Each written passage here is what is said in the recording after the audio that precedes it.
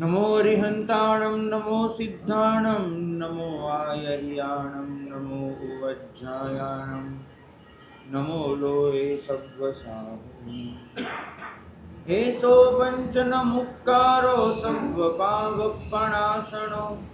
मंगलाणं च सव्वेषु पदमं हवै मंगलम्।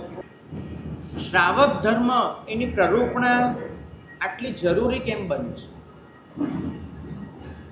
એક નાનકડા ઉદાહરણથી વિચારો. આ દૃષ્ટિકોણથી કદાચ તમે વિચાર નહીં કર્યો. પ્રભુના તીર્થના કેટલાય જીવો આવતી 24મીમાં તીર્થંકર બનવાના છે, બરાબર? મહાવીર સ્વામીના શાસનના કેટલાય જીવો આવતી 24મીમાં તીર્થંકર બનવાના. હવે તમે જે નામાવલી વાંચો છો એમાં તમે જુઓ, સાધુ સાધ્વી કરતાં શ્રાવક શ્રાવિકાની સંખ્યા વધારે છે. સાધ્વીજી તો એમાં એક પણ નથી, અને એની સામે શ્રાવક શ્રાવિકા કેટલા છે? શ્રેણી આવતી 24મીમાં તીર્થંકર શ્રાવક છે. સુપાર્શ્વ પ્રભુના કાકા આવતી 24મીમાં તીર્થંકર શ્રાવક છે. દ્વિધાયુ શ્રાવક છે. શંખ શ્રાવક છે. શતક શ્રાવક છે. રેવતી શ્રાવિકા છે. સુલસા શ્રાવિકા છે. આ બધા જ જીવો શ્રાવક ધર્મની આરાધના કરીને તીર્થંકર નામકર્મ બાંધીને ત્યાં સુધી પહોંચવાના છે, બરાબર? કોઈક વળી વચમાં દીક્ષા લેવાનું છે અને કોઈકે સીધું અહીંથી તીર્થંકર નામકર્મ બાંધી અને તીર્થંકર થવાના છે. વિચારો કે શ્રાવક ધર્મ એ કેટલો મજબૂત હોઈ શકે છે. થાય છે એવું કે આ પાઠ પરથી શ્રમણ ધર્મની પ્રરૂપણા બહુ થાય. શ્રમણ જીવનના આચારો કેવા હોય, શું કરાય શું ન કરાય, એ વાતો ઘણી થાય. પણ જે સાંભળનાર વર્ગ છે, શ્રાવક વર્ગ, એને ખરેખર જીવન કેવું વિતાવવું જોઈએ એ પ્રરૂપણા ઘણી વખત ચૂકાઈ જવાય. તો શ્રાવક ધર્મ પર એટલે આપણે ધ્યાન આપવું પડે છે કેમ કે પ્રભુએ સ્વયં ઉવાસક દશાઓ આ અંગમાં નકરી શ્રાવક જીવનની જ વાતો કરી છે, એમની જ કથાઓ, એમના જ ઉદાહરણ, એની જ પ્રેરણાઓ.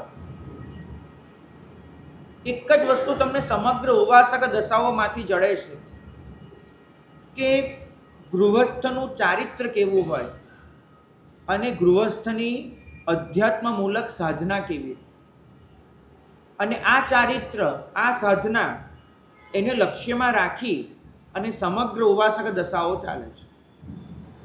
તમારી સામે શ્રાવક ધર્મની જે વાતો રજૂ થઈ રહી છે એ લગભગ પ્રભુએ આગમમાં આપેલા શ્રાવક ધર્મના સંદર્ભો અને એ પછીના આચાર્ય ભગવંતોએ શ્રાવક જીવનના આપેલા માપદંડો એને આધારિત આ થઈ રહ્યું છે.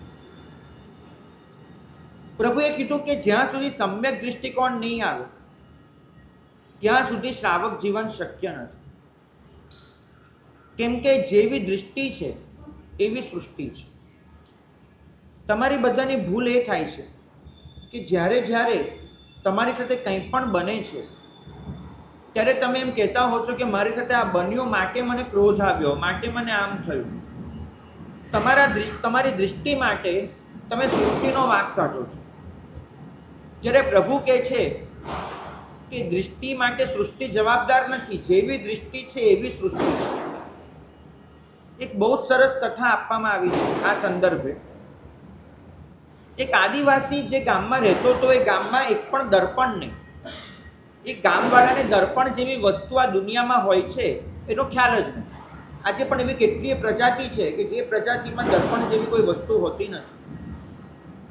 હવે એ આદિવાસીને એક વખત કોઈ શહેરમાં જવાનું થયું અને એ શહેરમાં એને પહેલી વખત દર્પણ જોયું. એટલે દર્પણ છે એવું તો નહીં થયું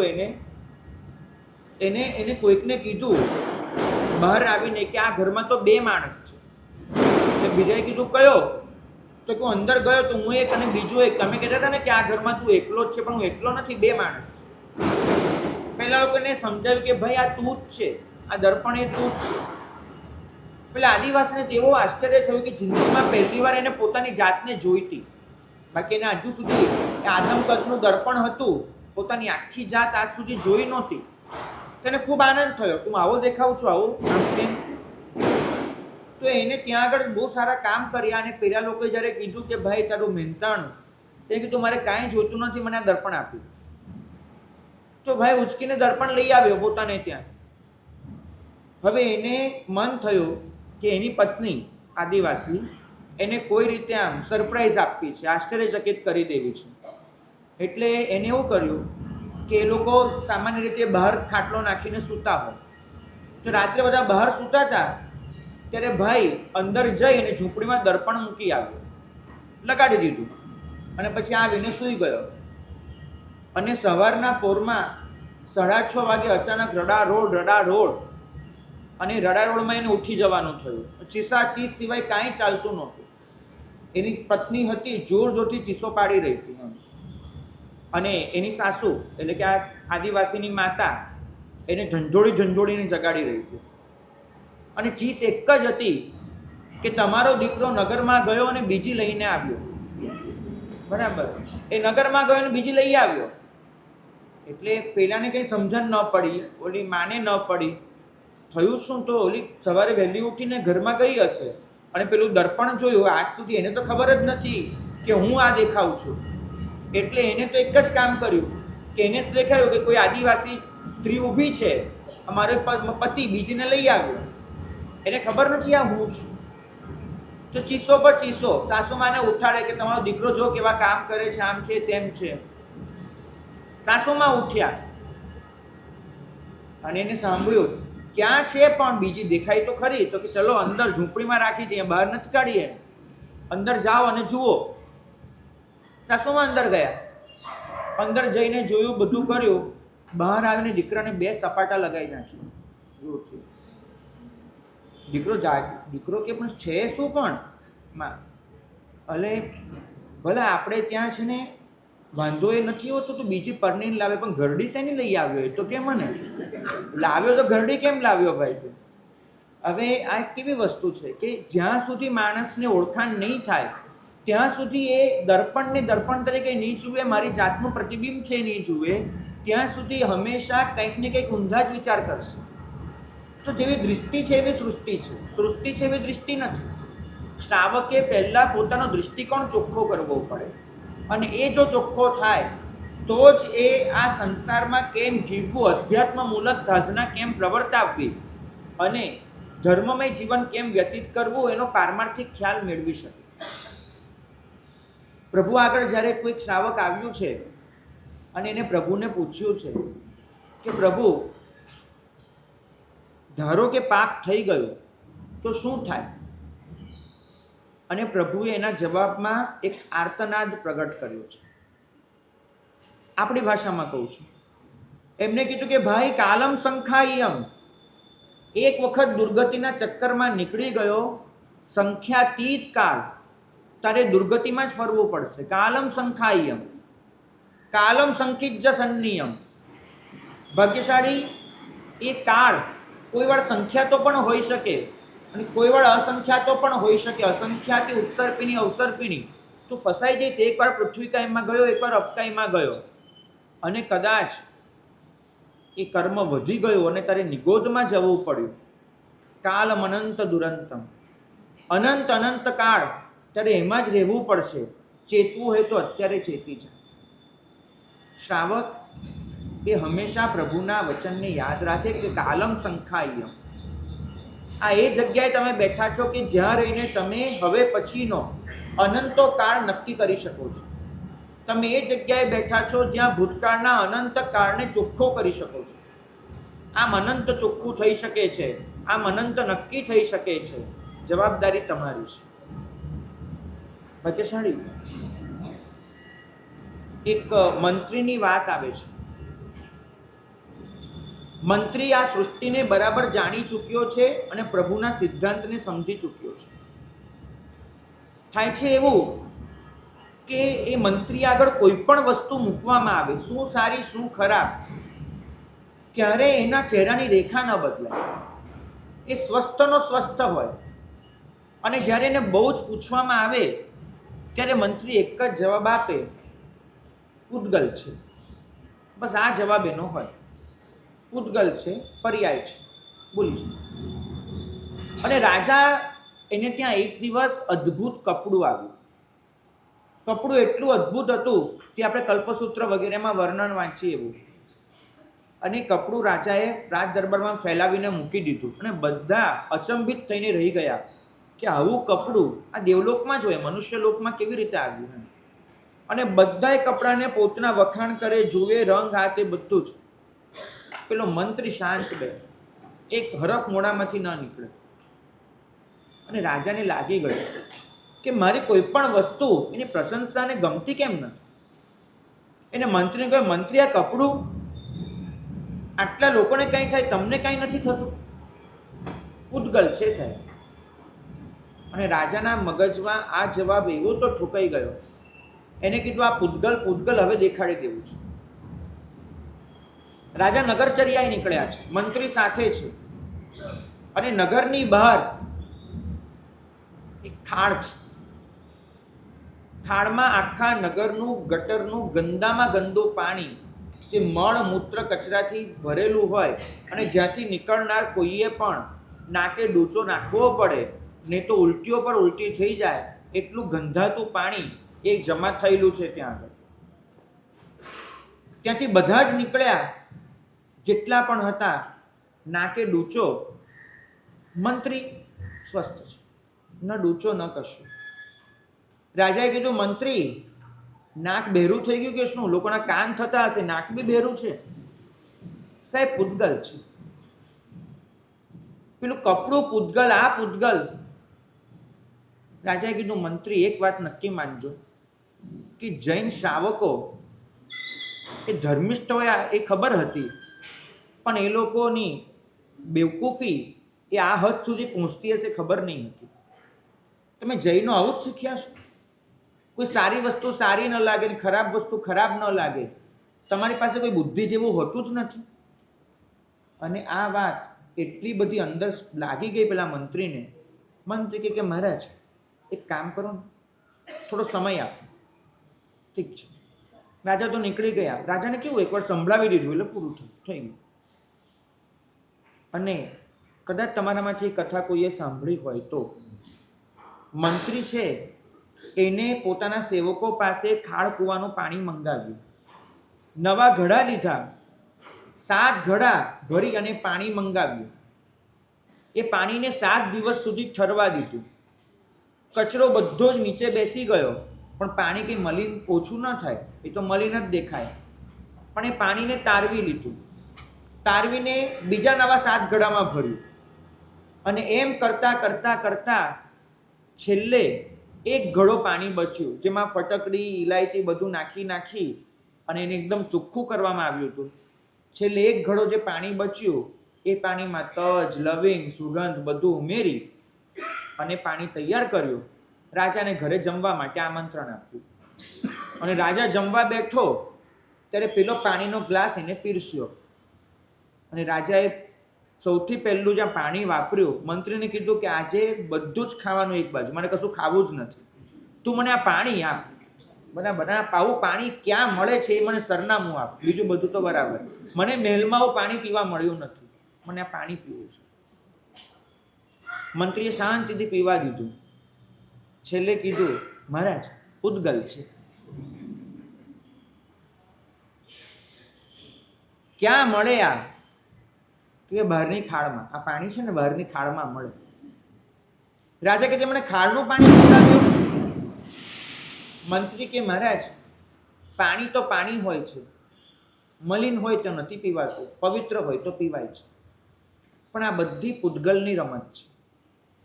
અને કદાચ વૈરાગ્યના દૃષ્ટિકોણથી આ કથાને જોઈ શકીએ. શાસ્ત્રો આ કથાને જોવા માટે એક અલગ જ દૃષ્ટિકોણ આપે છે. એ એમ કહે છે કે શ્રાવક કોઈ પણ વસ્તુ સાથે કામ પાડે ત્યારે પૂતગલ છે એ રીતે તો પાડે, એ તો એનો વૈરાગ્યનો દૃષ્ટિકોણ થયો. પણ એથી વધારે એ શ્રાવક એ પણ સમજે કે ગંદુ પાણી પણ ચોખ્ખું થઈ શકે છે. જે મલિન પાણી હતું એને પણ તમે પવિત્ર બનાવીને પીવાના કપમાં લઈ શકો છો. તો પછી જો ગંદુ પાણી ચોખ્ખું થઈ શકે, ગંદુ જીવન કેમ ચોખ્ખું ના થઈ શકે? ગઈકાલ સુધી ખારનું પાણી એ જો આજે મોઢે માંડવા લાયક બની શકતું હોય, તો ગંદામાં ગંદુ જીવન એ શા માટે ઉર્ધ્વગામી ન બનાવી શકાય? શ્રાવક નકામું પાણી પણ ફેંકે નહીં. શ્રાવક ક્યારે પણ કશું પરઠવે નહીં, કેમ કે આ સૃષ્ટિમાં એનો કયો ઉપયોગ થઈ શકે એવો છે એ સમજીને શ્રાવક એ રીતે એને પરઠવ. આપણે ત્યાં ફેંકવા માટે બહુ સરસ શબ્દ છે, પરઠવવું. ફેંકતા તો આપણે કશું હોતા જ નથી, પરઠવીએ છીએ. કારણ કે પરઠવવાનો મતલબ એટલો થાય છે કે તમારું વિસર્જિત કરેલી વસ્તુ પણ કોઈને નડતરરૂપ નહીં બને, એ પણ સૃષ્ટિનો ભાગ બની જશે અને એ પણ સૃષ્ટિમાં કોઈને ઉપયોગી બની જશે. આપણે ત્યાં વસ્તુ હતી, આપણે ત્યાં ખબર હોય તો કેરીની છાલ ઉતરે ને એ કોઈ દિવસ જમીન પર ફેંકાતી નહોતી, કારણ કે કદાચ ગાય ખાશે તો એને ગાયને છાલ ભેગી ધૂળ પણ જીભ પર ચોંટશે. એટલી પીડા ગાયને થવી ન જોઈએ, કારણ કે છાલ હોય તો ગાય તો ખાવાની ને. એટલે છાલ પણ જ્યાં મુકાતી હતી ત્યાં જમીન પહેલાં ચોખ્ખી થતી હતી, પછી છાલ મુકાય, જેથી ગાય ખાય તો એને જીભ પર ધૂળ ન લાગે. આ શાસન એ શીખવે છે કે ગંદામાં ગંદી વસ્તુને પણ જ્યારે વિસર્જિત કરો ત્યારે એને પ્રકૃતિનો ભાગ બનાવી દો. તમારું વિસર્જન પણ પ્રકૃતિ પર બોજો ન બને. શ્રાવક જીવનની આ જે મર્યાદા છે, તમને નવાઈ લાગશે કે રાજસ્થાનમાં એક જગ્યાએ સમગ્ર વિશ્વની પર્યાવરણની કોન્ફરન્સ હતી અને એ કોન્ફરન્સમાં યુનોના જે આવ્યા હતા પર્યાવરણ સુરક્ષા સચિવ, એમને પોતાના પ્રવચનની શરૂઆત એવી કરી, જ્યારે બધા જ પર્યાવરણ વિશે વાત કરતા હતા, દુનિયાભરના પર્યાવરણ શાસ્ત્રીઓ ભેગા થયા હતા, એની વચ્ચે યુનોના સચિવે પર્યાવરણ સચિવ એને કીધું કે આપણે બધા એ ભૂમિ પર જમા થયા છીએ કે જે ભૂમિના જીવન સિદ્ધાંતો, જે ભૂમિએ આપેલો જૈન જીવનશૈલીનો સિદ્ધાંત પર્યાવરણ સાથે સૌથી વધારે સંગત થાય છે. આપણે પર્યાવરણનું શિક્ષણ આપવા જઈએ છીએ, એ લોકો તો પર્યાવરણને જીવી રહ્યા છે ને જતનથી ઉછેરી રહ્યા છે. આપણા માટે પર્યાવરણ એ વિચારનો મુદ્દો હશે, એ લોકો માટે પર્યાવરણ આચારનો મુદ્દો છે. એ લોકોની જીવનશૈલી જે રીતે ગોઠવાયેલી છે કે સહજ રીતે જ એમાં પર્યાવરણની સુરક્ષા સંકળાઈ જાય છે. અહીં તો પહેલેથી જ શીખવાડવામાં આવ્યું કે ભાઈ પૃથ્વી એ પૃથ્વી છે જ નહીં, એ જીવ છે. પાણી એ પાણી છે જ નહીં, એ જીવ છે. અગ્નિ જીવ, વાયુ જીવ અને વનસ્પતિ જીવ, જે 5 વસ્તુ પર તમારું જીવન ટકેલું હતું, જે 5 વસ્તુથી આ સૃષ્ટિનું ઘડતર થયું છે, એ 5 વસ્તુમાં જીવત્વનું દર્શન કરાવી દીધું અને જીવંતતાનું દર્શન કરાવી દીધું. પરિણામ એ આવ્યું, તમને એમ શીખવાડવામાં આવ્યું કે પૃથ્વીને પૃથ્વી તરીકે જોશો જ નહીં, એ રીતે એની સાથે કામ ન પાડશો. તમે જીવંત તત્વ સાથે કામ પાડી રહ્યા છો, એ રીતે કામ પાડો. માટે પૃથ્વીને ખોદો પણ નહીં. પાણીનો વપરાશ કરો, તમે જીવંત તત્વને વાપરી રહ્યા છો એ રીતે ને વાપરો. અને જ્યારે આ લાગણી જાગે છે કે હું એક જીવંત સાથે કામ પાડી રહ્યો છું, ત્યારે સહજ રીતે તમારી અંદર એક કરુણા આવી જાય છે. ભાગ્યશાળી આ ખુરશી છે ને રસ્તામાં આવતી હશે, તમે થોડા અહીંયા તો સજ્જન રહેતા હશો, પણ ઘરે હોય ને તો પગથી લાત મારીને ખુરશીને ખસેડી દેતા હશો, બરાબર છે? કેમ કે તમારા મનમાં એક બોધ છે ખુરશી નિર્જીવ છે, પણ ખુરશી સજીવ હોય તો તમે લાત મારો? નહીં મારો, બરાબર? તમને શીખવાડી દીધું કે સૃષ્ટિના જે પણ તત્વ સાથે તમે કામ પાડો છો એ તત્વ આખરે જીવંત છે. અને પરિણામ એ આવ્યું કે નકામી પૃથ્વીનું ખનન અટકી ગયું, નકામી રીતે પાણીનો વપરાશ અટકી ગયો, નકામી રીતે અગ્નિને પ્રગટાવવાનું અટકી ગયું, નકામી રીતે પવનને વેવડાવવાનું અટકી ગયું, નકામી રીતે વનસ્પતિની કિલામણા અટકી ગયું. શ્રાવકને કહેવામાં આવ્યું કે ભાઈ તમે જીવો છો એના માટે તમે હિંસા કરો છો, કબૂલ છે, પણ એ હિંસા અલ્પમાં અલ્પ હોવી જોઈએ. અમારી 20 વસા ગયા હોય, તમારી કેટલા વસા હોય? 1.25. પણ 1.25 વસામાં ખાસ લખ્યું છે કે જે હિંસાથી તમે બચી શકો એમ છો જ નહીં, તેટલી જ હિંસા તમારા જીવનમાં હોવી જોઈએ. એનાથી વધારાની હિંસા એ તમારા શ્રાવક જીવનનો ઘાત કરનારી છે. એક બાજુ તમને સ્થૂલથી પ્રાણાતિપાત વિરમણ આપ્યું અને બીજી બાજુ 20 વસાની સવા વસા જેટલી દયા કરીને તમારા જીવનને પણ ચાલુ રાખ્યું. ભાગ્યશાળી. તમને નવાઈ લાગશે પણ આપણે ત્યાં ફૂલ ચૂંટવાની જે વિધિ છે, પ્રભુ પૂજા માટે પણ ફૂલ લેવાનું હોય એની જે વિધિ છે, એ વિધિમાં તમારે ફૂલના છોડ પાસે જઈ અને પહેલા પ્રાર્થના કરવાની હોય છે, 2 હાથ જોડીને, કે તું મને રજા આપ કે હું તારા પરથી ફૂલ ચૂંટી અને પ્રભુને સમર્પિત કરી શકું. કારણ કે એક ક્ષણે એ ભાવના રાખવાની હોય છે કે એક માનું બાળક આપણે માંથી છૂટું પાડી રહ્યા છીએ. જેમ એક માના બાળક હોય એમ ફૂલના છોડ પર ખીલેલા ફૂલ એ આખરે ફૂલના છોડના ફરજંદ છે. તો પહેલાં તો ફૂલના છોડની રજા લેવાની, માની રજા લેવાની કે તારા બાળકોને તારી પાસેથી લઈ અને અમે એક પરમાત્મા પાસે, પરમ તત્વને સમર્પિત કરી રહ્યા છીએ કે જે તારા કરતાં પણ વધારે સારી રીતે આ ફૂલને સાચવી લેશે. અમે એક વધારે સારી જગ્યાને લઈ જઈ રહ્યા છીએ. તમને કદાચ ખબર હોય તો કોઈ જિનાલયમાં જે ભગવાન મૂળનાયક તરીકે પ્રતિષ્ઠિત હોય એને જો તમે ઉત્થાપન કરીને ફેરવો તો બીજે તમારે એને મૂળનાયક જ બનાવવા પડે, તમે એને નીચે ન લઈ શકો. બરાબર? આ તમને ખબર છે કેમ? કેમ કે એ જે સ્થાને હતા તમને ફેરબદલો કર્યા પછી એનાથી નીચે લઈ જવાની છૂટ નથી. એ જ રીતે ફૂલને ઉખેડ્યા પછી તમને અંબોડામાં નાખવાની કે બીજી કોઈ રીતે વાપરવાની છૂટ નથી. તમે એને જો વધારે સારી જગ્યાએ મૂકી શકતા હો તો જ એને છૂટું પાડજો. માટે પહેલાં ફૂલની રજા લેવાય, ફૂલના છોડની, કે માં તારા બાળકને અમે પરમાત્માના ચરણે સોંપી રહ્યા છીએ, સમર્પી રહ્યા છીએ, તું રજા. અને ફૂલના છોડની રજા લેવાય. એ રજા લીધા પછી ફૂલની રજા લેવાય કે તમને અમે અહીંથી લઈને એક વધારે સારી જગ્યાએ મૂકી રહ્યા છીએ કે જેના ચરણોમાં તમે પરમ સુખ પામશો. તમે આ ગતિમાંથી નીકળીને આજે તમે પ્રભુના ચરણે ચડનારા ફૂલ છો, આવતીકાલે તમે ફૂલ ચડાવનારા ભાવિક બનશો. માટે અમે તમને લઈ જઈ રહ્યા છીએ. એમ કરીને ફૂલની રજા લેવાય અને એ પછી ફૂલને ઓછામાં ઓછી કિલામણા થાય એવી રીતે એને ચૂંટવામાં આવે. અને ચૂંટતી વખતે પણ શ્રાવકની આંખ ભીની હોય કે ખરેખર તો મારે પ્રભુને સમર્પિત થવાનું છે, મારું જીવન હું સમર્પિત નથી કરી શકતો, માટે મારી ભાવનાના પ્રતિક રૂપે ફૂલ સમર્પિત કરી રહ્યો છું. શ્રાવકની આંખ ભીની હોય ફૂલ ચૂંટતી વખતે, એક આંખમાં પ્રભુની ભક્તિ આવા સરસ ફૂલોથી કરીશ એનો આનંદ હોય તો બીજી આંખમાં હું ફૂલ ચૂંટી રહ્યો છું, એક જીવને એના મૂળ સ્થાનેથી છૂટું પાડી રહ્યો છું, એની એક વેદના પણ હોય.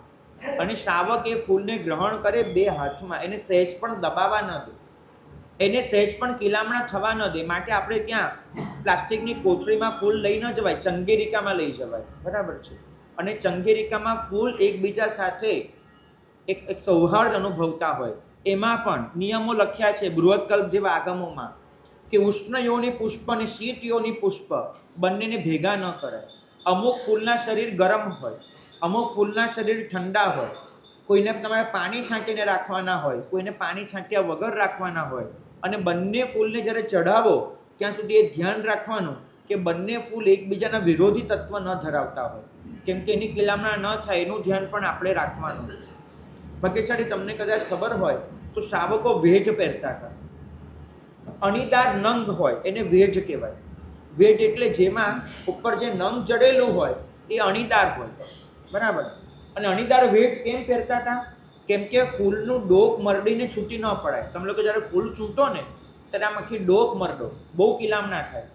એને બદલે શ્રાવક અણીદાર વેઢ પહેરે અને એ રત્નની જે અણી હોય એનાથી ફૂલને ઓછામાં ઓછી કિલામણા થાય તે રીતે ત્યાં આગળ કાપો મૂકે. એ વેઢથી, એ રત્નથી કાપો મૂકે અને પછી એ કાપાની જગ્યાએ, જેમ તમે કોઈ જગ્યાએ ટિકિટમાંથી કેમ પેલું છૂટું પાડો, એક અડદિયું વચ્ચે વચ્ચે કાણા પાડેલા હોય ને તમે એને જેમ કાપીને છૂટું પાડો, એમ ફૂલને એટલું છૂટું પાડ્યું. ફૂલને મરડે નહીં, ફૂલને મચડે નહીં, બસ આમ કરીને પેલું કાપો હોય એટલે છૂટું પાડે. પોતે સંવેદના ધરાવતો હતો. અને એમાં પણ આ રજા લઈને ફૂલ તોડે, બધું કરે, આંખ ભીની હોય, એમાં પણ શાસ્ત્ર ફરમાવે છે કે જે દિવસે શ્રાવકને થાય કે આ ફૂલની પીડા મારાથી સહન નથી થતી, આ ફૂલ હું જે ચૂંટી રહ્યો છું એ મારાથી સહન નથી થતું, એ દિવસે શ્રાવક એ ફૂલ તોડવાનું બંધ કરી દે, ફૂલ પૂજા બંધ કરી દે અને પૌષધ લઈને બેસી જાય. પૌષધમાં તમે ફૂલ પૂજા કેમ નથી કરી શકતા એનું કારણ સમજજો. તમે વિચાર કરો કે ફૂલ કોઈએ ચૂંટી લીધા છે, બરાબર, અને તમને અર્પણ કરે છે. તમને પુષ્પ પૂજા કરવામાં વાંધો શું છે? જો તમે પૌષધમાં હો તો વાંધો શું છે? સામાયિકમાં હો તો વાંધો શું છે? વાંધો એક જ છે. એક સામાન્ય ગૃહસ્થ એ ફૂલની પીડાને સમજી શકે છે પણ સહન પણ કરી શકે છે. એક સામાન્ય જૈન, અને જે સહન કરી શકે છે એ ફૂલ પ્રભુને અર્પણ કરી શકે છે. પણ જેની પીડા એટલી વધી જાય છે કે જે પુષ્પની પીડાને સહન નથી કરી શકતો, એવી વ્યક્તિ એ પૌષધ અને સામાયિક લઈને બેસી જાય છે પણ એ પુષ્પ પૂજા નહીં કરે, કેમ કે એની અંદરની સંવેદના એટલી પ્રબળ થઈ ગઈ છે કે હવે એ સહન નહીં કરી શકે. ભાગ્યશાળી સંવેદના એટલી વધારજો કે ફૂલની પીડાને તમે અનુભવી શકો. તમે લોકો જ્યારે પ્રભુ આગળ ફૂલ ચડાવો છો ને ત્યારે તમને માત્ર ભક્તિ હોય છે, સંવેદના નથી હોતી. આ સંવેદના જગાડો, કેમ કે તમારી પૂજા માટે એક ફૂલે પોતાનું જીવન સમર્પિત કર્યું છે. તમે એના બલિદાનની નોંધ લઈ શકતા હો તો ખરેખર લેજો. માનો કે આવું તમારી સાથે થયું હોત તો તમારા દૂધ પીતા બાળકોને લઈ અને કોઈએ પોતાના ઈષ્ટદેવને ચડાવી દીધા હોત તો તમે સહન કરત. માનો કે તમારા ખોડામાં બાળક સૂતું છે, એને લઈ અને કોઈ એ કે મારે મારા ભગવાનની ભક્તિ કરવી છે અને તમારા બાળકને લઈને પોતાના ભગવાનને ચઢાવી દે, તમે સહન કરત કે નહીં કરત? તો તમે છોડ પરથી ફૂલ લઈને પ્રભુને આપી રહ્યા છો. તમારો હક છે. એકેન્દ્રિયથી પૂજા કરવાનો પ્રભુનો માર્ગ છે આપણો અને કરવાનું છે, પણ સંવેદનામાંથી ન ચૂકાય. ભાગ્યશાળી આપણે બધા છીએ ને, ધર્મ કરતા કરતા કદાચ વધારે સંવેદનહીન થઈ રહ્યા છે. પેલા દિવસે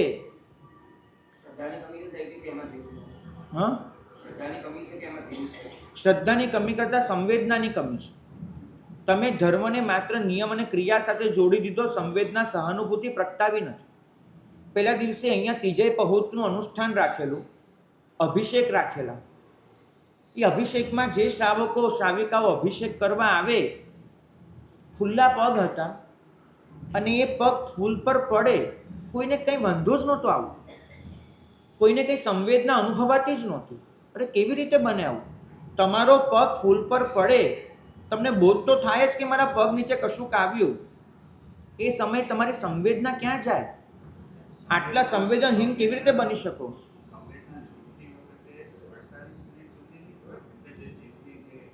એનું જેટલું પણ જીવન હોય, બરાબર, 48 મિનિટ એવું નથી લખ્યું ફૂલમાં. ફૂલને તો તમે હજુ ખાલી છૂટું પાડ્યું છે. જેમ ફળને ડાળી પરથી છૂટું પાડો તે રીતે એનો જીવ તો લાંબો સમય ટકે. જ્યાં સુધી ફૂલ શુષ્ક થઈ અને પોતાનું જીવન ન પૂરું કરે ત્યાં સુધી ટકે. અને માટે પ્રભુ પરથી ઉતારેલા ફૂલ પણ આપણે ત્યાં છાયા શુષ્ક કરવામાં આવતા હતા, તડકે મૂકવામાં નહોતા આવતા. છાયા શુષ્ક સમજો છો? જ્યાં છાંયડો આવતો હોય ત્યાં આગળ એને મૂકવામાં આવે અને છાંયડામાં ધીમે ધીમે પોતાનું જીવન સમાપ્ત કરે. માનો કે તમને ડૉક્ટર એમ કે હવે આ દર્દી વેન્ટિલેટર પર છે પણ હવે એનું બહુ નથી, 2-3 કલાકનું માંડ આયુષ્ય છે, તમે ઘરે લઈ જાઓ. અને તમે ઘરે દર્દીને લઈને આવો, પછી તડકે મૂકી દો, હવે જવાનો જ છે ભાઈ, મૂકો ને તડકે. એ તો બહાર તડકે મૂકો, તમે શું કરો? ઉપરથી એ 3 કલાક એની ઓછામાં ઓછી પીડામાં વીતે એવો તમે કંઈ પ્રબંધ કરો કે નહીં? એ જ રીતે ફૂલને આજે ચડાવેલા ફૂલ કાલે નિર્માલ્ય બને છે, અચિત્ત નથી થઈ જતા. ઘણામાં જીવ હોય. શ્રાવક પોતે એ ફૂલનું ગ્રહણ કરે, ગ્રહણ કરીને એને છાયા શુષ્ક કરે અને પછી એને નિર્જીવ ભૂમિમાં પડઠવે. કેમ કે આપણે કુદરત પાસેથી એ લીધું છે એક શરતે કે હે માં, તારા બાળકને કોઈ તકલીફ પડવા નહીં દો, એને પ્રભુને આપીશ અને પ્રભુને અર્પણ કર્યા પછી એને પાછું સંપૂર્ણ રીતે સાચવીશ. આપણે જ્યારે છોડ પાસેથી ફૂલ લઈએ છીએ ને ત્યારે આ કમિટમેન્ટ હોય છે આપણું કે એને તકલીફ નહીં પડવા દઈએ. ભાગ્યશાળી એક શ્રાવક, એની અંદર આ સંવેદના હોવી જોઈએ. જો આ નથી હોતી તો પછી તમારી પૂજા એ સૃષ્ટિ માટેનો પ્રેમ તો ન જ બન્યો ને. તો પૂજા કરીને તમારે શીખવાનું શું છે? પૂજા એ કોઈ ક્રિયા છે ને. એ ક્રિયાથી તમારે પામવાનું શું હતું? કે એ અરિહંત જે આખી સૃષ્ટિ માટેનો પ્રેમ પોતાની અંદર લઈને બેઠા છે, એ પ્રેમ કોઈક રીતે મારામાં પણ આવે. તમે અરિહંતની પૂજા કરવા માટે અરિહંત પાસે જાઓ છો કે અરિહંત જેવા બનવા માટે એની પાસે જાઓ છો? નક્કી કરજો. પૂજા કરવા જાઓ છો કે એના જેવા બનવા માટે? જો એના જેવા બનવા માટે જતા હો તેના ગુણો તમારે જીવનમાં લાવવા જ પડે. અને તમે જાઓ છો એમની પાસે કે પર્યંત તારો પ્રેમ જે આખી સૃષ્ટિ માટેનો હતો એ મારી અંદર આવે. અને પ્રેમ ક્યારે આપવાનો? કે જ્યારે તમે એ સંવેદનાને અનુભવી શકો. શ્રાવક પાસે અપેક્ષા છે. અને એ શ્રાવક, એક સરસ વાત આવે છે અભયકુમારની. એક દિવસ રાજસભામાં કામકાજ બધું પૂરું થઈ ગયું છે અને પછી અલગ મલગની ચર્ચાઓ ચાલે છે. એમાં ચર્ચા નીકળી કે દુનિયામાં સૌથી મોંઘું શું? તો બહુ સ્વાભાવિક કે અકબરના સૈનિક પાસે જે હીરા હતા એ હીરા બહુ મોંઘા હતા. તો એમ કીધું કે મોંઘામાં મોંઘુતા હીરા કેવા પન્ના વગેરે રત્નો હશે. ઠીક છે. કોઈકને પ્રશ્ન થયો તો સસ્તું શું આખી દુનિયામાં? સૌથી સસ્તું શું? અને બધી વાત કરતા કરતા એ લોકોએ છેવટે નક્કી કર્યું કે દુનિયામાં સૌથી સસ્તું હોય તો માંસ હોય છે. કે જોઈએ ત્યારે જોઈએ એટલું મળી જાય છે. તમે કોઈ પણ પ્રાણી એને કાપો એટલે માંસ નીકળે. અને કોણ આપણી પાસે એના પૈસા માંગવા આવે છે? દુનિયામાં સૌથી સસ્તું હોય તો માંસ છે. બધી ચર્ચા ચાલે, અભયકુમાર ચૂપ છે. ડાયો માણસ જ્યાં સુધીનો અભિપ્રાય માંગવામાં ન આવે ત્યાં સુધી ચૂપ રહી શકે. બરાબર? તો એ ચૂપ છે પોતે. સૈનિકે પૂછ્યું, અભય તારો અભિપ્રાય કંઈક જુદો લાગે છે, કારણ કે તું કંઈ આ ચર્ચામાં રસ નથી લેતો. અભયે કીધું કે મહારાજ, મને લાગે છે કે દુનિયામાં સૌથી મોંઘામાં મોંઘી વસ્તુ માંસ છે. સસ્તામાં સસ્તી નહીં, મોંઘામાં મોંઘી. બધા ઊભા થઈ ગયા. અભય બોલ, કેટલા કિલો જોઈએ છે? 1000 કિલો, 2000 કિલો લાઈને આપી દઈએ, સસ્તામાં સસ્તું છે. અભયકુમાર કે નહીં, બેસી જાઓ. મને સમય આપો, હું દેખાડી દઈશ. ઠીક છે. વાત વીતી ગઈ 10-15 દિવસ. અને એક દિવસ અભયકુમારનો રથ એક મંત્રીના ઘરે અચાનક આવીને ઊભો રહી ગયો. રાતના 12 વાગ્યા છે ને ખડખડ ખડખડ. પેલો મંત્રી હબકાઈને બહાર આવ્યો કે ભાઈ શું છે? શું? તો સામે અભયકુમાર મહામંત્રી. બોલો અભયકુમાર. સૈનિકનો જીવ જવા બેઠો છે, મહારાજનો જીવ જવા બેઠો છે. વૈદોને તાત્કાલિક તેડાવ્યા છે, તમે પણ આવો કાલે સવાર સુધીમાં, અત્યારે સાંજે સુઈ જાઓ, પણ ખાલી મને જે જરૂર છે આપી દો. વૈદે કીધું છે કે પરિસ્થિતિ બહુ ગંભીર છે અને આની દવા શક્ય છે, પણ દવા એક જ લખી છે કે કોઈકના કલેજાનું 2 ટાંક માંસ જોઈએ. કલેજું હોય એનું 2% માંસ જોઈએ. આટલું માંસ આપી દો એટલે હું નીકળું અહીંથી, સૈનિકની દવા થઈ જાય. તમે લોકો મહારાજને કેટલા સમર્પિત છો, મને ખબર છે કે મહારાજ માટે જીવ આપવા તમે લોકો તૈયાર હો છો. અને મહારાજ છે તો આખું રાજગૃહ છે ને, આપણે બધા છીએ. આપી દો. પણ અભયકુમાર, તમારું તો તમે પણ આપી શકો ને, તમે કેમ નથી આપતા? મને ખબર જ હતી મંત્રીશ્વર, આ જ વસ્તુ મારે તમને કહેવાની હતી કે વૈદે કીધું છે ખાસ કે આમાં સગા કુટુંબનો માંસ નહીં ચાલે. હું સૈનિકનો દીકરો છું એટલે મારું માંસ આમાં નહીં ચાલે, એટલે તમારી પાસે લેવા આવ્યો છું. પેલો અંદર ગયો. 5 મિનિટમાં કોથળીઓ લઈને પાછો આવ્યો કે અભય, આ 10,000 સોના મૂળ છે. કોઈક બીજી જગ્યાએ આપીને કંઈક 2 ટાંક માંસ મળતું હોય તો લઈ લેજો ને ભાઈ. મારે તો આટલી પત્ની પરિવાર બધું લઈને બેઠો, કલેજાનો 2 ટાંક માંસ આપીને પછી હું શું કરું? જીવતો બી ન રહું. આ લઈ જાઉં. અભયકુમારે રથમાં એ થેલીઓ મુકાવી અને બીજા ઘરે ગયો, ત્રીજા ઘરે ગયો. અને સવાર પડતા પડતા તો 2 ઘોડાના 4 ઘોડા કરવા પડે એવો રથ ભારે ભરખમ લઈ અને પાછો આવ્યો અને બધી કોથળીઓ દરબારમાં મૂકી દીધી. મહારાજ આવ્યા. મહારાજે કીધું, શું છે ભાઈ? તો કે આ 2 ટાંક માંસની કિંમત છે. દુનિયામાં સૌથી મોંઘામાં મોંઘું શું છે સમજાવવા આવ્યો છું. 2 ટાંક માંસ, એની આ કિંમત છે. હવે આ કથા છે ને આપણને થોડીક રમૂજની, કોઈ ઇન્ટેલિજન્ટ સ્માર્ટ વ્યક્તિની લાગે, પણ એ દિવસે અભયકુમારે સૈનિકના દરબારમાં જે ઘોષણા કરી હતી ને, એ ઘોષણા દરેક શ્રાવકે સાંભળવી પડશે, દરેક સાધુએ સાંભળવી પડશે. અભયકુમારે કીધું કે આ તો કેવી વસ્તુ છે, એમને કોઈકને છેતર્યા, એની પાસેથી લીધું, આ બધું બરાબર છે, આ તો કોઈ પણ કરી શકે. મારો મુદ્દો સમજવાનો પ્રયત્ન કરો. કે તમે જ્યારે કોઈ પણ વસ્તુની કિંમત કરવા જાઓ છો ત્યારે તમારે એ રીતે જોવું પડશે કે આ વસ્તુ મારી સાથે થઈ હોત તો મને શું થાય, મને થાય એ જ બીજાને થાય. જો આ દૃષ્ટિકોણથી હું કોઈ પણ વસ્તુને તપાસીશ તો મને માંસની કિંમત સમજાશે. તમે તટસ્થ રીતે માંસની કિંમત કરવા જશો તો તે કદાચ દુનિયાની સૌથી સસ્તામાં સસ્તી વસ્તુ હોઈ શકે છે, પણ જ્યારે તમે એ જગ્યાએ પોતાની જાતને મૂકીને જશો તો તમને માંસ મોંઘું છે એ સમજાશે. એને કીધું કે ત્રાજવા પર તોલવા બેસીએ ને ત્યારે એક બાજુ માંસ અને બીજી બાજુ કેટલા રૂપિયા એ વસ્તુ ન મુકાય. ત્રાજવા પર તોલવું હોય તો એમ મુકાય કે આટલું કોઈકનું માંસ ને આટલું મારું માંસ, કિંમત કેટલી. તમે જ્યારે તોલો છો ત્યારે કોઈ પણ વસ્તુને રૂપિયાને પૈસાથી તોલવા બેસો છો. તમે કોઈ પણ વસ્તુનું મૂલ્ય કરો છો ત્યારે સંપત્તિ અને તમારી પાસે જે સાધન છે એનાથી કરો છો. તમારી જાતથી મૂલ્ય કરવું જોઈએ અને તો એની સાચી કિંમત સમજાશે. ભાગ્યશાળી શ્રાવક હોવાનો મતલબ એટલો જ છે કે તમે દરેક જગ્યાએ પોતાની જાતને મૂકીને એ વસ્તુને તપાસવાનો પ્રયત્ન કરતા હો. શ્રાવક તટસ્થ ન હોઈ શકે. તટસ્થ હશે તો એ શાંતિથી બેસીને જોયા કરશે, પણ શ્રાવક હંમેશા કોઈની પણ પીડાને પોતાની બનાવી દેશે. માટે શ્રાવકનું મુખ્ય લક્ષણ લખ્યું છે અનુકંપા. અનુકંપા એટલે ખરેખર કશું દયા કરવા જેવું એમ નહીં, કોઈની પણ પીડાને પોતાની પીડા બનાવી દેવી. આ શ્રાવક જીવનનું પોતાનું કર્તવ્ય છે અને પરિણામે એવું આવે છે કે શ્રાવક સહજ રીતે જ પોતે ક્રૂર નથી થઈ શકતો. એક વખત એ જ અભયકુમારના દરબારમાં પ્રશ્ન આવ્યો. આપણે ત્યાં છે ને બિરબલની વાર્તાઓ બહુ પ્રચલિત છે. મને લાગે છે કે એકવાર અભયકુમારની આવી વાર્તાઓની ચોપડી બહાર પાડવી જોઈએ. એક પ્રશ્ન આવ્યો કે દુનિયાનું સૌથી ખતરનાક શસ્ત્ર કયું? કારણ કે એ જમાનામાં પણ બહુ બધા શસ્ત્રો હતા. તો દુનિયાનું સૌથી ખતરનાક શસ્ત્ર કયું? શરૂઆત તો પથરાથી થઈ. હાથ વગુ સૌથી વધારે હાથ વગુ શસ્ત્ર પથરો. બીજું આવ્યું લાકડી. ત્રીજું આવ્યું ચપ્પુ. અને એમ કરતા કરતા બધા એક પછી એક બોલતા ગયા. કોઈએ કીધું ગોફણ છે, કોઈકે કીધું તોપ છે, કોઈકે કીધું બંદૂક છે. એ જમાનામાં જે સાધનો ઉપલબ્ધ હતા તે પ્રમાણે બંદૂકને બધું પાછળની શોધ થઈ, પણ એ જમાનામાં બંદૂકની જગ્યાએ દારૂગોળાવાળી નહીં પણ પથરાની બંદૂક વપરાતી હતી. નાનો પથરો હોય એને વેગથી ચલાવવામાં આવે, માથું ફોડી નાખે. તો એ બધા શસ્ત્રોનું નામ આવ્યું કે આ શસ્ત્ર સૌથી ખતરનાક, આ શસ્ત્ર સૌથી ખતરનાક. છેલ્લે મહામંત્રીને તો પૂછવાનું જ હોય કે તમારો અભિપ્રાય કયો છે. એ જવાબ, એ જમાનો હતો જ્યાં તો રથ મુસલ ને એવા બધા બી શસ્ત્રો બનતા હતા. તો અભયકુમારને પૂછ્યું કે દુનિયાનું સૌથી ખતરનાક શસ્ત્ર કયું?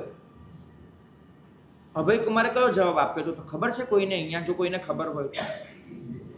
દુનિયાનું સૌથી ખતરનાક શસ્ત્ર અભયકુમારે કયું ગણાયું? જીભ નહીં. એને કીધું કે મનુષ્ય પોતે.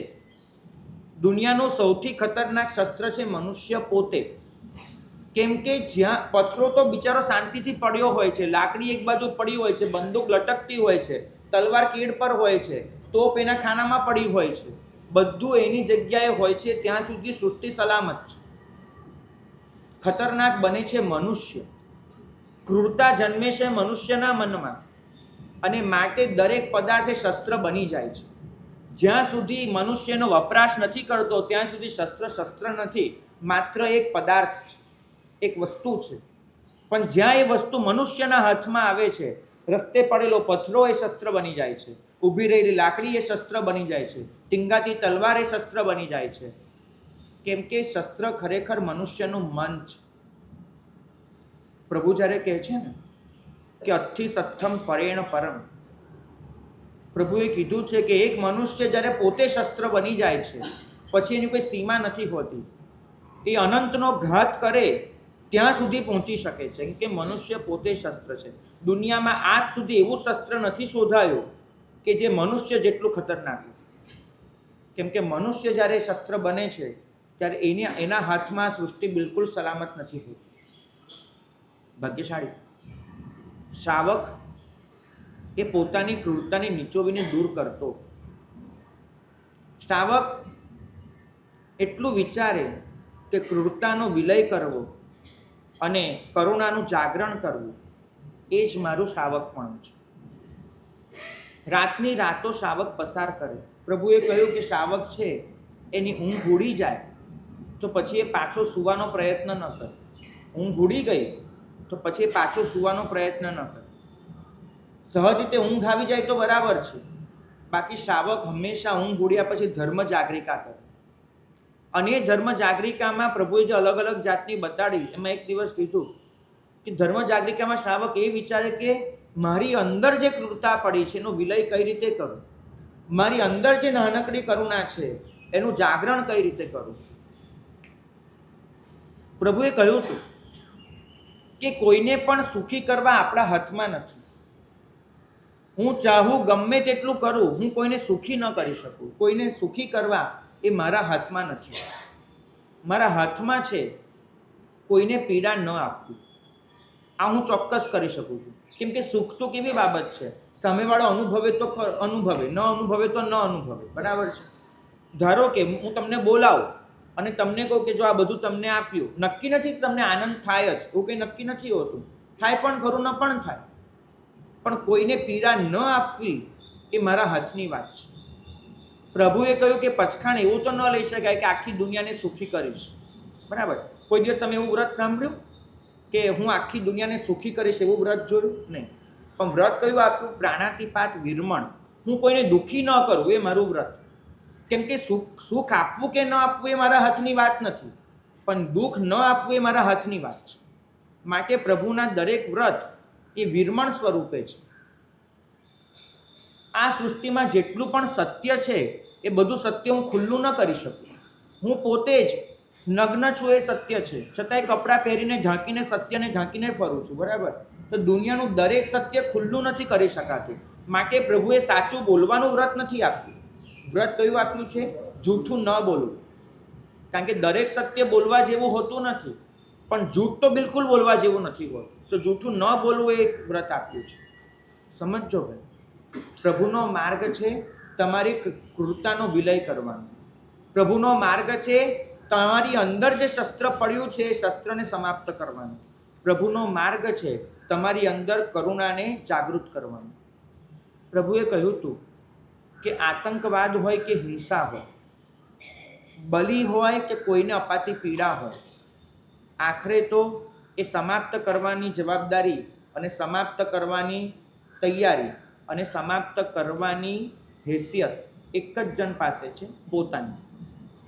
તમારી ક્રૂરતાને કોઈ સમાપ્ત ન કરી શકે, તમારે જ કરવી પડે. કાળ સૌપ્રિકને લટકાયા પછી પણ શ્રેણિક કાળ સૌપ્રિકની ક્રૂરતાને સમાપ્ત નથી કરી શક્યું.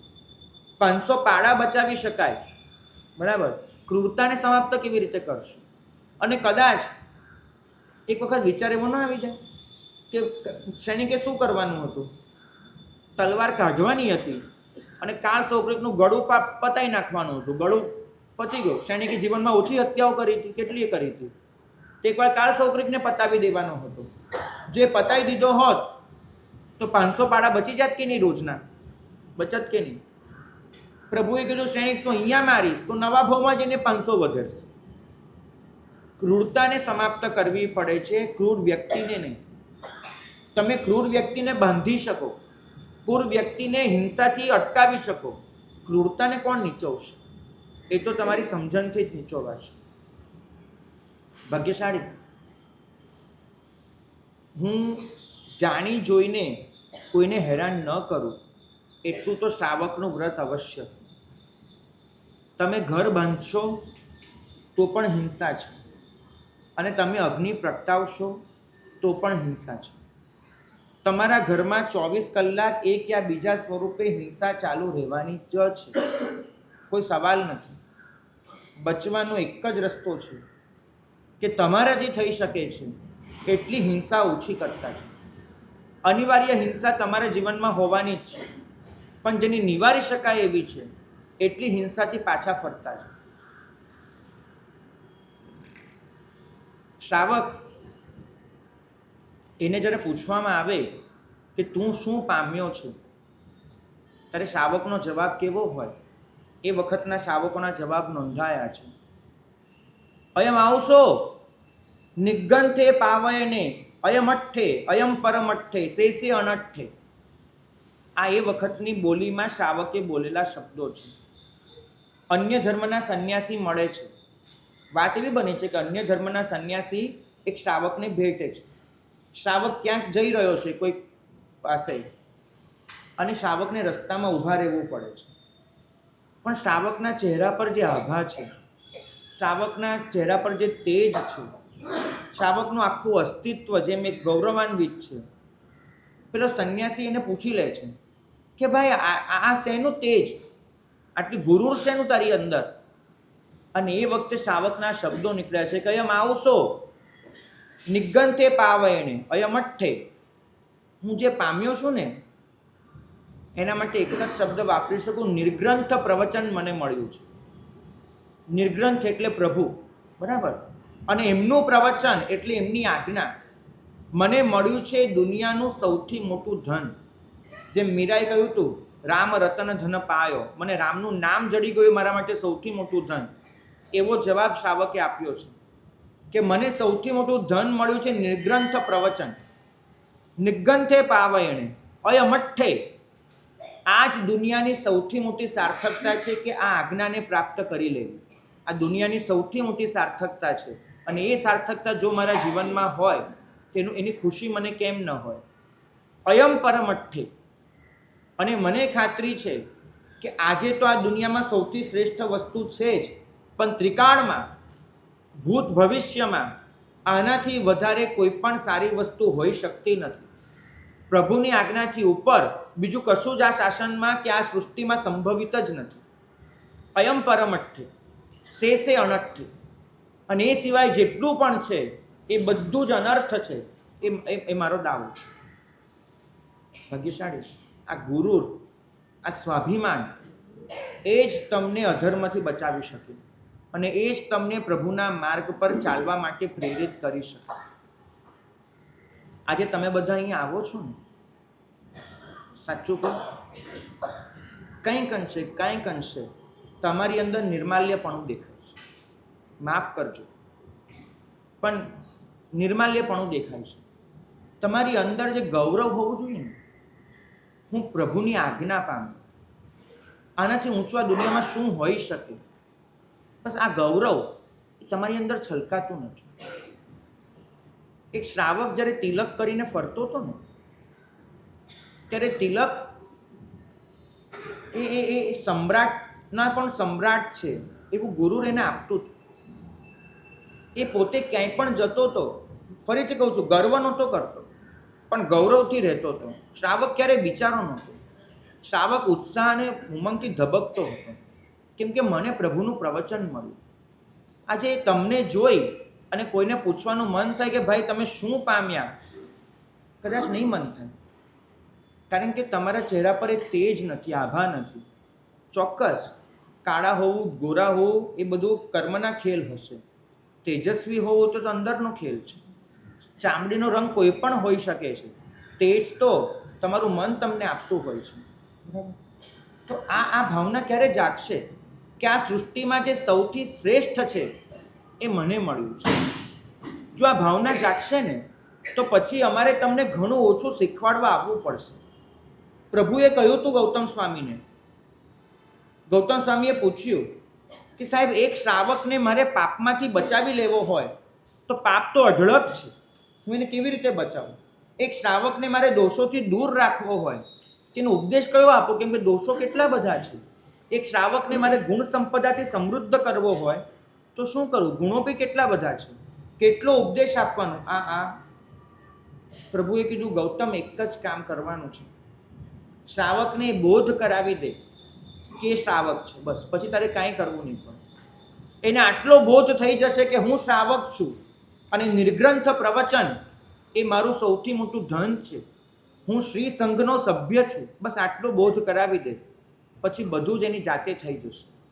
કારણ કે આ સંસ્કાર, આ ગૌરવ, એને કશું ખોટું કામ એના હાથે થવા જ નહીં દે. આ સંસ્કાર, આ ગૌરવ એને હંમેશા સન્માન પ્રદર્શિત કર્યા જ કરશે. ભાગ્યશાળી આપણે જ્યારે આ વાત કરતા હોઈએ આ ગૌરવની, શ્રાવક ધર્મની, ત્યારે ચોક્કસ ઈચ્છું તમારી પાસે કે કોઈ તમને પૂછે કે તમે શું પામ્યા, ત્યારે તમારા મોઢામાંથી સૌથી પહેલું નીકળવું જોઈએ નિર્ગ્રંથ પ્રવચન. મને મળી છે પ્રભુની આજ્ઞા. અને આ શબ્દો ગોખી નાખજો, મગજમાં હજારો વાર બોલી જજો. અયમ અઠ્ઠે, અયમ પરમઠ્ઠે, શેષે અનઠ્ઠે. આ મારી જિંદગીની સૌથી મોટી સાર્થકતા છે. આ સૃષ્ટિનું સૌથી મોટું ધન છે. અને એ સિવાયનું બધું અનર્થ છે. એ મારી પ્રતિજ્ઞા છે. અને મારી પ્રતિજ્ઞા નહીં, મારો અનુભવ છે. પ્રતિજ્ઞા તો બોલીને થઈ શકે, અનુભવ અંદરનો હોય છે. જે દિવસે અનુભવ બની ગયો એ દિવસે અમારે લગભગ તમને કશું જ શીખવાડવું નહીં પડે. પ્રભુ સ્વયં તમારો માર્ગ પ્રકાશિત કરતા રહેશે.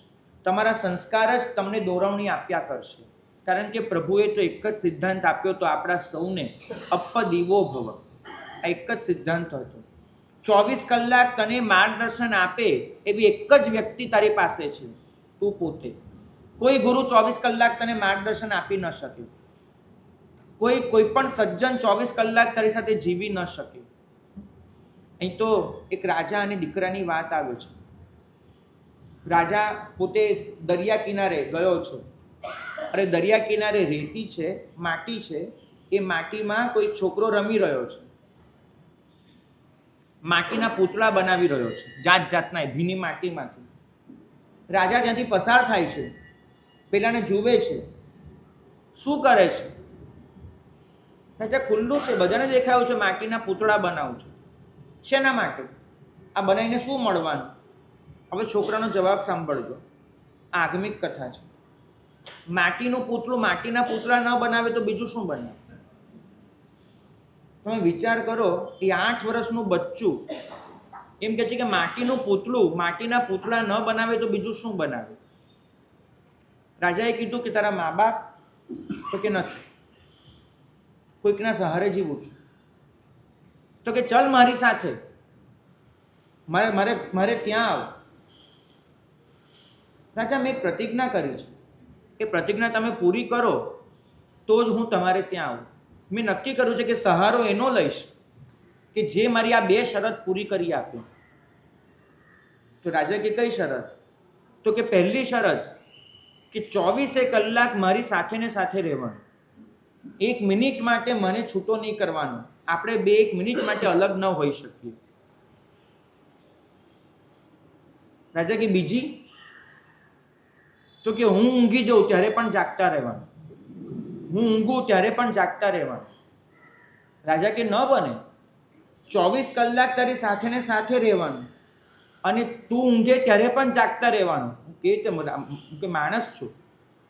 તો કે તો સાહેબ સહારો આપવાનું રહેવા દો, કેમ કે મારી પાસે ઓલરેડી એવો સહારો છે, મારી આત્મજ્યોતિ. 24 કલાક મારી સાથે ને સાથે હોય છે અને હું ઊંઘી જાઉં ત્યારે પણ એ જાગતી હોય છે. મને એ આત્મજ્યોતિના સહારે મારું જીવન જઈ રહ્યું છે. મારે બીજા સહારાની જરૂર નથી. આ 2 શરત પૂરી કરી શકતા હો, 24 કલાક સાથે રહેવાની અને હું ઊંઘું ત્યારે પણ જાગતા રહેવાની, તો મને સહારો આપવા આવજો. ભાગ્યશાળી આ જ્યોત તમારી અંદર જગાવી દેવી છે. અયમ અઠ્ઠે, અયમ પરમઠ્ઠે, શેષે અનઠ્ઠે. આ આત્મજ્યોતિ જો જાગી ગઈ, 24 કલાક તમારો આત્મા જ તમારી સાથે રહેવાનો છે અને જ્યોતિ જ તમારો માર્ગ પ્રકાશિત કરશે. બીજી કોઈ વ્યક્તિ 24 કલાક તમારો માર્ગ પ્રકાશિત ન કરી શકે. એ જ્યોતિને અંદરની જગાવી દો, અપદીવો ભવ. અને તમે સૂતા હશો ને ત્યારે પણ એ જ્યોત જાગતી રહેશે. બરાબર? તો આવી જ્યોત તમારા સૌની અંદર જાગે, એ જ મંગલ કામના.